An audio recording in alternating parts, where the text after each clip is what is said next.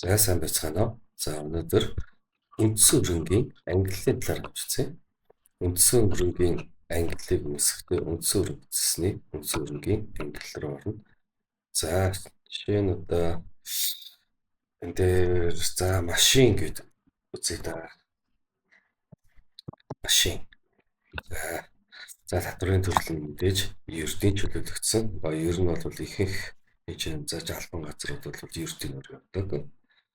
За энэ чинь зааж хөрөнгө удирдлагын системийн төрөлд бишт болон бишт бус. За энэ чинь зааж манай энэ чинь зааж ERP систем нь өөр ингэсэн CRM системтэй. За энэ нэг дараагийн төвшингээр авч үзье. За хэмжих нэг чинь мэдээж ширхэг. За худалдан авалтаас хасах харамлууд чагтлан. За борлуулалтын дас, хөрөнгийн дас, илэгдлийн зардлын дас, хөрөнгөлөгцсөн илэгдлийн дас гэсэн та ямар дасанд бүртгэх вэ? Гэвэл за энэ бол 52.06 мэдээж үндсэн хөрөнгө гэсний дас. За дараагийнх нь 21.2.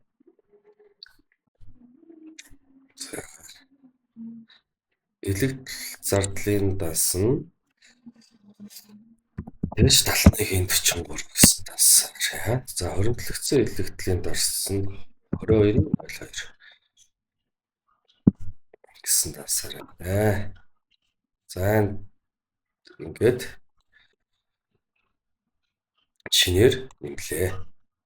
За ингээд шинэ хөрөнгөний ангилал үүсгэлээ. За тэгвэл дахиад нэг хөрөнгөний ангилал үүсгэе. Энэ дээр барилга. Тийм ээ. Барилга гэсэн ангилал үүсгэе. За энэ үний татврын төрөл нь одоо ингээд адилхан. Хэмжигний чинь ширхэг. За борлуулалтын дас нь 52.06. Хөрөнгийн дас нь 21.01. Барилга байгууламж мэдээж.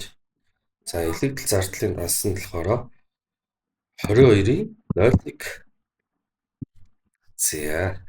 За хөрөнгөлөгдсөн илэгдлийн дас нь мэдээж 71.43. За ингээд шинээр. За ингээд шинэ хөрөнгөний ангиллыг үүсгэлээ. За энэ мэдчлэнгээр шинэ хөрөнгөний ангиллуудыг одоо үүсгэж байна. За анхаарал тавьсан баярлалаа.